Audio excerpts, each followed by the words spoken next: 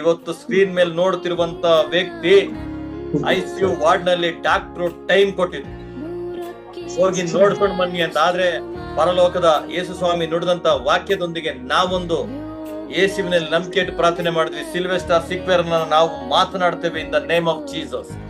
ಯಾವ Sylvester Sequeira ICU ward ನಲ್ಲಿ ರೋಗಿಯಾಗಿ ವೆಂಟಿಲೇಟರ್ ನಲ್ಲಿ ಇದ್ರು, ಅದೇ ಸಿಲ್ವೆಸ್ಟರ್ ಸಿಕ್ವೇರ್ ನ ಸ್ಕ್ರೀನ್ ಮೇಲೆ ನೋಡ್ತಾ ಇದ್ದೀರಾ. Praise the lord, hallelujah. ಎಷ್ಟು ದಿವಸದ ಒಳಗಡೆ ಹೊರಗಡೆ ಬಂದ್ರು ಇವರು? 13 ದಿವಸದ ಒಳಗೆ ಹೊರಗೆ ಬಂದ್ರು. ನನ್ನ ಕಾಯ ಗುಣ ಆಗಿದೆ.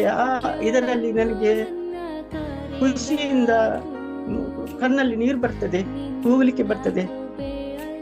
ಯೇಸು ದೇವರು ನನ್ನ ಎಲ್ಲ ಕಾಯಿಲೆಗಳನ್ನು ಗುಣಪಡಿಸಿದ್ದಾರೆ.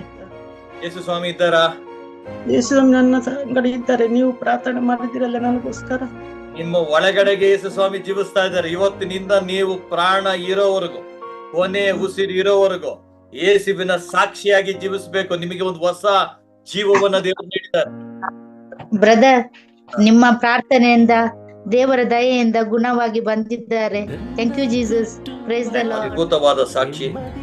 ಯಾವ ವ್ಯಕ್ತಿಗೆ ಟೈಮ್ ಕೊಟ್ಟಿದ್ರು, ಯಾವ ಜೆಸ್ಸಿಗೆ ಟೈಮ್ ಕೊಟ್ಟಿದ್ರು, ಯಾವ ಸಿಲ್ವೆಸ್ಟರ್ ಸಿಕ್ವೇರ್ನಿಗೆ ಟೈಮ್ ಕೊಟ್ಟಿದ್ರು, ಟೈಮ್ ಅನ್ನೇ ದೇವರು ಬದಲಾಯಿಸಿದ್ದಾರೆ.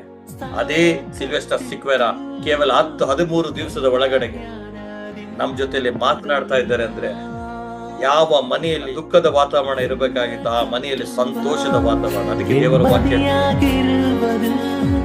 ನನ್ನ